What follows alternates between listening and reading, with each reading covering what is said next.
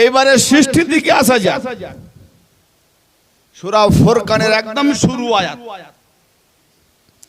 যে আয়াত আমি আপনাদের কাছে তেলাওয়াত করেছি শুরুতে। তাবারাকাল্লাযী নাযালাল ফুরকানা আলা আবদিহি লিয়াকুনা লিল আলামিনা নাযীরা। আল্লাহ পাকের আমরা তো অনেক প্রশংসা করি গো। এ বাবু, এ কি হলো? আমরা তো আচ্ছা, আল্লাহ পাকের অনেক প্রশংসা করি। আল্লাহ বড় বরকতময়, আল্লাহ রহমান, আল্লাহ রহিম, আল্লাহ জালাল, আল্লাহ গাফফার, আল্লাহ সাত্তার, আল্লাহ। আমরা এত প্রশংসা করলাম, এর পরেও আল্লাহর মন ভরল না। আল্লাহ নিজেই নিজের প্রশংসা করছেন। দেখুন আল্লাহ নিজেকে নিজে কি বলছেন? তাবারক, বড় বরকতময় নিজেকে বলছেন। আল্লাহ নিজেকে বলছেন বড় বরকতময়। তাবারাকাল্লাযী, বড় বরকতময় তিনি, যিনি নিজে নিজে করছেন, নিজে নিজে বড় বরকতময় তিনি। কে না? যিনি বড় বরকতময় তিনি, যিনি। তাবারাকাল্লাযী নাযালা আলা আবদিহি, তাবারাকাল্লাযী নাযালা আলা আবদিহি, বড় বরকতময় তিনি, যিনি তার বান্দার প্রতি নাযিল করেছেন কি? আলা আবদিহি, তাবারাকাল্লাযী নাযালা আলা আবদিহি, তাবারাকাল্লাযী নাযালা আলা আবদিহি লিয়াকুনা লিল আলামিনা, তাবারাকাল্লাযী নাযালাল ফুরকানা, তাবারাকাল্লাযী নাযালাল ফুরকানা, বড় বরকতময় তিনি, যিনি ফুরকান নাযিল করেছেন কার প্রতি? আলা আবদিহি, তার বান্দার উপরে। তো বলুন, আউয়ালে বান্দা কে ছিলেন না? মুহাম্মাদুর রাসূলুল্লাহ সাল্লাল্লাহু তাআলা আলাইহি ওয়া আলিহি ওয়াসাল্লাম। আল্লাহ বলছেন বড় বরকতময়, নিজেকে বড় গৌরবান্বিত মনে করছেন, নিজেকে বড় গৌরবান্বিত মনে করছেন, নিজেকে বড় বরকতময় মনে করছেন। কি বলছেন? আমি আল্লাহ, মানে নিজেকে দেখাচ্ছেন তিনি, বান্দাদের শোনাচ্ছেন তাবারাকাল্লাযী, বড় বরকতময় তিনি, যিনি ফুরকান নাজিল করেছেন। এখানে কোরআন বলেনি, অনেক ওলামা লিখেছে, তাফসীরকার লিখেছে কোরআন। ফুরকান মানে কোরআন। হ্যাঁ, যেন মনে হয়নি বাচ্চা ছেলে বাবাকে শেখাচ্ছে, বাচ্চা ছেলে বাবাকে শিখাচ্ছে। হ্যাঁ হাজি, কথা বোধহয় বুঝে আসছে না নাকি? আরে যেখানে আল্লাহ বললেন ফুরকান, তুমি মানে করলে কি করে কোরআন? আল্লাহ যেখানে বারবার কোরআন নাজিল করছে, কোরআন সহজে বলছে, পাহাড়ে কোরআন নাজিল হলে পাহাড় চূর্ণ বিচূর্ণ হয়ে যেত, সেখানে কোরআন না বলে আল্লাহ কেন ফুরকান বললেন? ফুরকান মানে আসলে কোরআনের উপরে তো দুশ্মনী নেই, যত দুশ্মনী ফুরকানের উপরেই। তাই ফুরকানটাকে ফুরকান না রেখে কোরআন বানিয়ে দাও।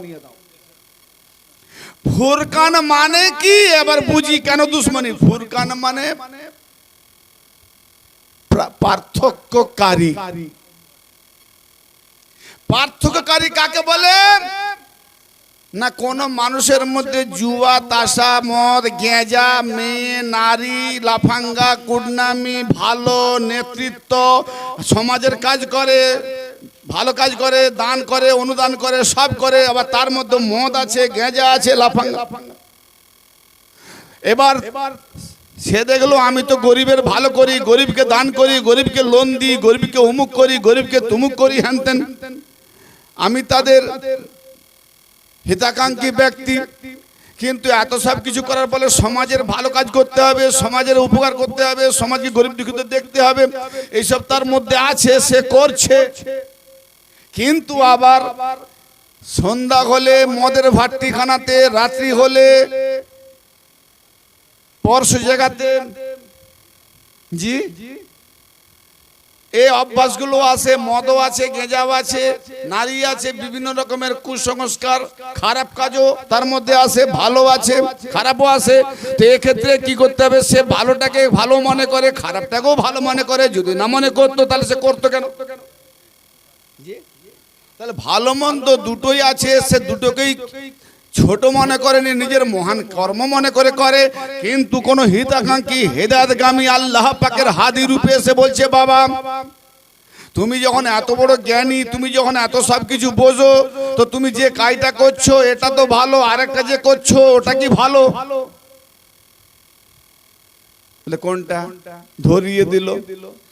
বলছে কেউ যদি আমার দিকে মনোনিবেশ করে, বলে কেউ যদি আগে তো নিজে ভাবো যার কাছে তুমি যাচ্ছে ও তো তোমার মায়ের মতো, বোনের মতো, বিবির মতো। যদি কেউ এটা ভাবে সে আর যাবে, মানবতা থাকলে যাবে না। যদি কেউ ভাবে যে আমি মদ পান করলে আমার যতক্ষণ পর্যন্ত নেশা থাকে ততক্ষণ পর্যন্ত মানুষের সঙ্গে কি ব্যবহারটা করি, তাহলে ওই সময় যে পশু সুলভ চরিত্রটা হচ্ছে, এর জন্য আল্লাহ পাকের দরবারে পশু রূপে দান করানো হবে। যদি সে ভেবে নেয় তাহলে সে কি আর পান করবে? তাসা জুয়া যে সর্বনাশা করে দেয়, সংসারকে বিলুপ্ত করে দেয়, সরকারকে ছারকার করে দেয়, যে এই তাসার নেশা, এই জুয়ার নেশা আমার সব ইনকাম চলে যাচ্ছে। কোনোদিন 200 দিলাম তো 2000 একদিন চলে গেল, তো আমার বেবি বাল বাচ্চার কাছে আমি ছোট হয়ে যাই, ঝগড়া লেগে যায়, অশান্তি হয়ে যায়, সহ্য করতে পারি না, তালাক তালাক তালাক দিয়ে হয় না। তো এর নাম হলো ফুরকান। যাকে আল্লাহ ফুরকান করে পাঠিয়েছেন তিনি ভালো আর মন্দ দুটোকে দু জায়গায় দেখিয়ে বলছে এটা খারাপের দিকে গেলে ধ্বংস হবে, এটা ভালো এর দিকে এলে তুমি লাভবান হবে। এই পার্থক্যকরণ যাকে দিয়ে আল্লাহ পাঠিয়েছে সেই ব্যক্তিকে বলা হয়েছে ফুরকান। তিনি এবারকে পরিচয় দেবো না লুকিয়ে যাব? ফুরকানটা জাহের করব না লুকিয়ে রাখবো? জাহের করব। তাহলে আল্লাহ কোরআনও নাজিল করছে, আবার মুহাম্মাদের মধ্যে ফুরকানও নাজিল করেছে। তাহলে নবী পাক যখন তিনি